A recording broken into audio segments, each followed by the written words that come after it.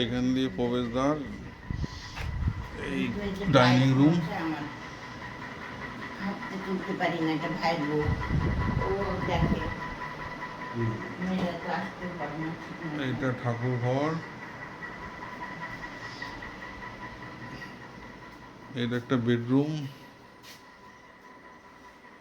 এর লাইটটা জ্বালিয়ে দেন তো। হ্যাঁ, এটা বেডরুম। মানে 4 শতক জায়গা। ওটা জানো, এই একটা বেডরুম, এইখানে একটা ব্যালকনি মতো বারান্দা আছে, এদিকে জানলা,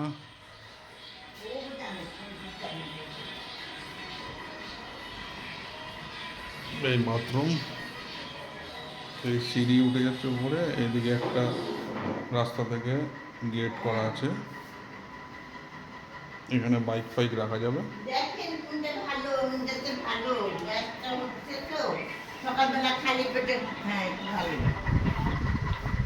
মানে এক কথা এটা দিলে যেন কিলোমিটার কাজ কত হয়ে যায়। ঢুকে একটা বাড়ির ছবি পাঠাবো। এইটা কিচেন, ও পাঠিয়ে দিচ্ছে না।